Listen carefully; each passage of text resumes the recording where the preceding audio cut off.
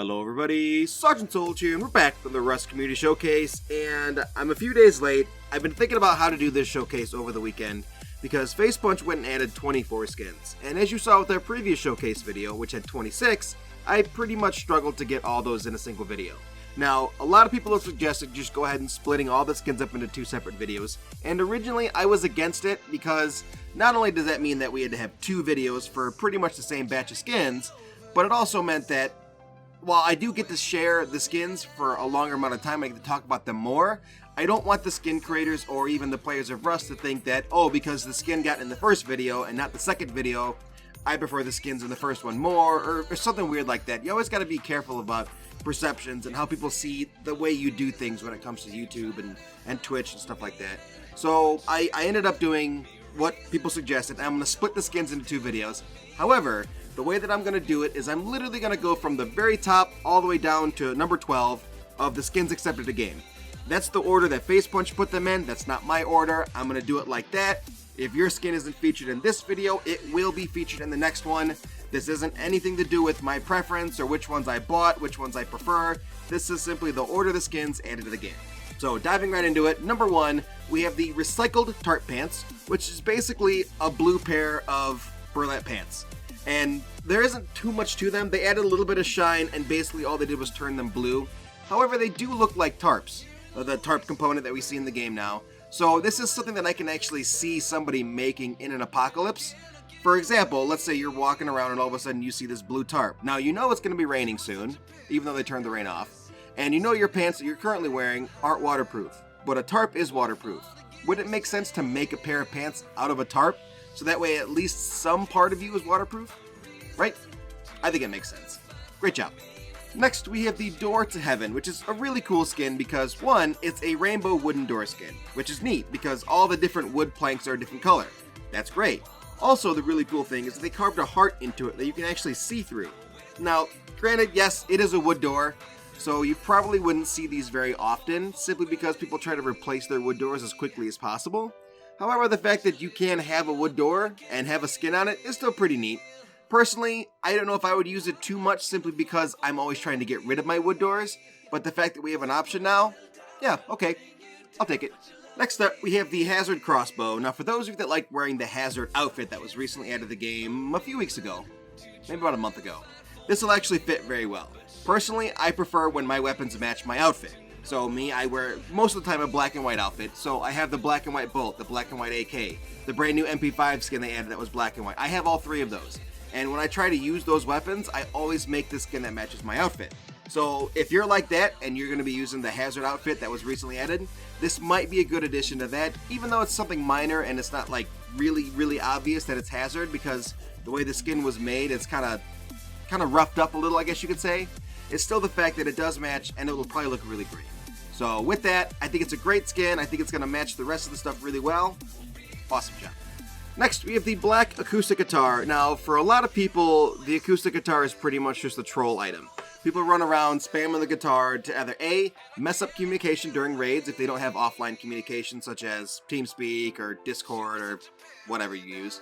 But a lot of people actually really like playing the guitar and figuring out all the different notes. I've heard people play numerous different songs on the guitar simply by moving their mouse up and down and whatnot. So it's really cool the different things that players are going to come up with when using an in-game item. And now the fact that we have an all-black version of the guitar, I love it. It's got the white stripe on it. It's my color scheme. It's perfect. Great addition. Great skin. Next, we have Etched's burlap and leather vest. This is basically a burlap shirt with a leather vest over the top of it, and the detailing on the leather vest is something that you should pretty much always expect from Etched. He always does an amazing job on it. And the fact that someone chose a burlap shirt to put underneath this vest should probably say something about their fashion sense, because me personally, I probably would have chosen something other than a burlap shirt. But the fact of the matter is, the vest looks absolutely amazing, and I think that probably everyone watching this video will agree, this is one of Etched's better skins, because the amount of detail in it is just I really can't explain it. You can see for yourself, it's a great skin. So to Etched, awesome job on it. Next, we have the hot-tempered Revolver, which is basically a regular revolver, except for the fact that the cylinder is glowing red hot. presumably to basically show you that this thing is firing rounds off left and right. Now, it's a very simple skin. The only thing that I can really see that stands out the most is the fact that it's going to now glow in the dark, which you can see in this photo here. But I really like that. I love this new glow-in-the-dark thing that Facepunch added to the skins, and it's really my favorite thing. And if you go to the link below in the description that shows more pictures of this thing on the workshop, different angles, different situations, a player actually holding it, you can see just how cool this is. Sadly, I can only really fit one picture into the video because of either time or the fact that I really can't fit more than one on my screen because sometimes Sony Vegas is kind of finicky about that kind of stuff.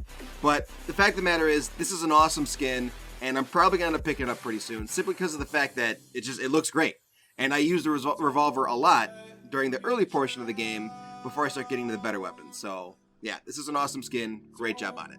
Next, we have the Survival Shirt 2.0, which is another collared shirt skin. Now, the collared shirt was the item they added into the game a little while ago, and it's received a lot of love from the skin creators, and even from Facepunch, who've added quite a few skins for it.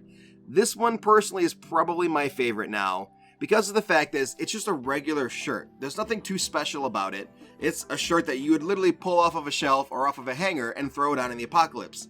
Except with this guy, who is wearing the shirt, he's obviously seen some stuff happen. There's blood all the way up to his elbows. The bottom of it's really dirty and caked with, I can assume, is mud. And it's very tarnished looking, and it looks like someone has literally been through hell and back, if for lack of a better term, and basically is still surviving that. And I think it's a really, really great shirt. The detail on it, as I always say with these type of skins, the detail is what makes the skin. And Abra always does a great job with his little attention to detail. So, well, not little attention to detail, his attention to little details. And that's what makes this shirt really one of my favorites, is all the detail in it.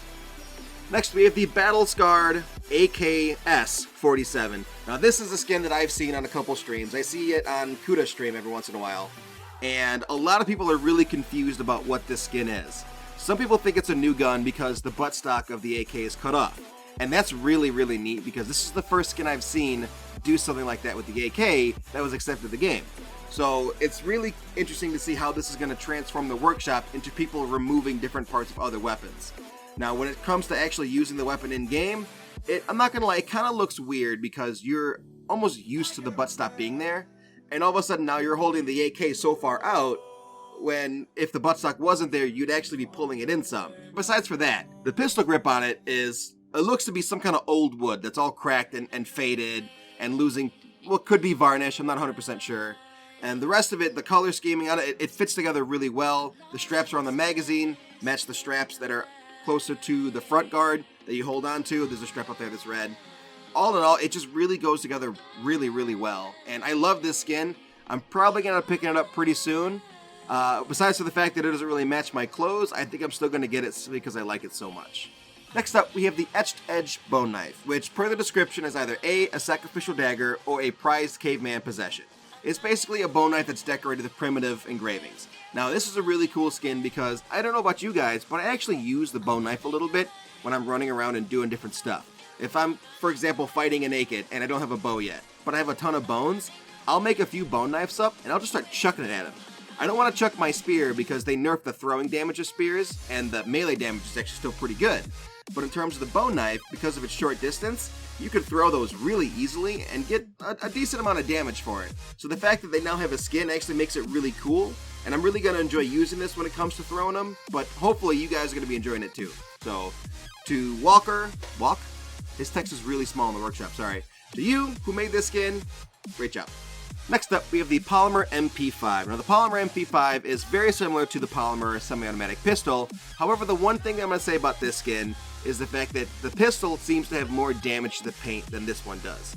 And that's one of those details that I really like about the pistol when they added to the game, is the fact that it had those damage marks. It had scratches and parts where the paint was damaged to the point to where you could tell someone dropped it or it was in a fight or something like that. With the Mp5, it almost looks too, I don't want to say pristine, but it looks too fresh out of the box, at least for me at least. So I don't know how you guys feel about that. I know a lot of people agree with me in that regard, that those small details are what really makes the skin, especially when you're changing something like the color of a weapon and then you make it too perfect. I know some people don't really like that. And I guess for the most part though, in terms of having the weapon, it's still a really great skin to have, simply because a lot of people roll with some form of a machine gun, whether it's the AK or MP5 or the LR300, and then some form of a backup pistol. So now the fact that you have the Polymer Mp5 and the Polaris semi-automatic, basically all you need is like 2 stacks of the same type of ammo. You don't have to carry 2 different types of ammo for the same 2 guns. That's really cool. The 2 weapons now have skin synergy, so if you have both the pistol and this MP5, it's going to look great. Yeah, I like that. But, hopefully in the future people are adding skins. They pay more attention to those little details that really make the skin stand out. So, to Krav, great job on the skin. Congratulations on getting it in. Awesome. Next, we have the Radioactive Armador. Now, this is basically a regular armored door that has the radioactive painting on it. So, this could be done by any player that happens to come across, I don't know, let's say the military tunnels and it's radioactive. They decided to paint this door to let people know or let himself know, hey, don't go in here. This is radioactive. This is bad stuff. Or this is one of those situations where you come out of the tunnel carrying this door, you bring it back to your base, and now you have an armored door that looks great, and it kind of stands out a little bit from the normal armored door. You know what I mean? Like when you're in an apocalyptic situation, you try to use stuff that's repurposed. So in this case, we have a radioactive armored door. Now the thing that I like most about this skin is the fact that the bottom is dirty. And that adds a lot of detail that I think is really realistic, because in terms of having a door, let's say, exposed to the elements, the bottom gets dirty first. Dirt is blown into the door and usually makes the bottom start to discolor and start to fade out. And that's what we see with this skin. A few criticisms that I've heard about the Radioactive Armored door is that the striping doesn't go all the way through the viewport, which is in the top portion of the door, and that the gray for the viewport, the default color, doesn't match the darker gray of the stripes behind it. Now, in terms of color matching, okay, yeah, sure, people have their opinion about that. That one doesn't really make too much of a difference to me personally. Now, the fact that it doesn't actually go through the viewport with the striping, that's one criticism that I actually don't agree with. I honestly prefer it this way because it makes that little viewport stand out more, and I almost feel like if they went with the striping through it, it would blend in too much. And I think that with the way that it is in this skin, it's perfect, and there's no reason to change it. To Jean-Luc Picard, great job on it. Congratulations getting accepted to the game. Our last skin for this video, number 12, we have the Fragment of Meteorite. Now this is a version 3 rock skin, and to the best knowledge that I have, I don't think we've had a version 3 rock skin added yet. So this should be number 1. Now the one thing that kind of confuses me is why Facepunch allows us to craft a rock and then skin it, but our default rock that we get when we usually land on a server is a default rock. Personally, I feel like if we have rock skins in our inventory, our rock should be a random skin selection. So if I have 5 rock skins that I've bought, I own, when I spawn on a server, every single time I spawn, my rock should be a random rock skin that I own. I think that is the best way to handle rock skins, because otherwise, a lot of people don't craft rocks. There's no reason to craft a rock. All you have to do is die and you get a free one. When you start on a server, you get a free rock and then you use it. So I don't know why they would add a rock skin, because most people probably aren't going to use it unless they change it so that when you do spawn, there's a random occurrence of getting one of your skins. I think that's probably for the best. And that's one suggestion that I would say to Facepunch, and make that happen, so that these creators that are making these rock skins, and of course now Relic, who has one in the game, they feel like their rock skin is actually going to be used a lot more than what most people would probably do and just use their default rock, or take a default rock off of a dead body and say, hey, I need a rock. Here we go. There's no reason to craft a rock if they're so easy to get on their own. So that's pretty much it for this skin video. We did 12 skins, and it's only half of the ones that were accepted the game. However, I'm pretty happy about the way that I did it, and the fact that I just literally took them 1, 2, 3, 4, 5, 6, 7, 8, 9, 10, 11, 12, and there's no favoritism at all. This is how Facepunch lined them up on the workshop. This is their order. This isn't my order at all. I have bought a few of these skins, but I didn't really mention too much which ones I bought, I don't think. I said that I would buy a few of them, so I guess that means I haven't bought them yet. But all in all, for a showcase video, I still think that this is pretty good. It's probably going to be longer than what I originally wanted. However, we're still doing 12 skins, and that's a lot. So hopefully the next time we do a skin video with the other remaining 12, it's not going to be as long. I wouldn't have to explain as much in the beginning and probably the end here. So with that, Sergeant Solge, the Rust Community Showcase, and we're looking at the 12 of 24 skins added last week for the devlog. And hopefully I can get the other 12 out by the time you watch this today, tomorrow, before the new batch of skins is added, and then otherwise I'm going to get way behind. So, Sergeant Solge, we'll see you in the next Community Showcase video. Bye-bye! Thank you so much for watching this episode. If you want to see more great content from Private Astro or myself, please hit that subscribe button and click on any of the videos above. Otherwise, we'll see you in the next Sergeant Solge or Private Astro video. Bye-bye!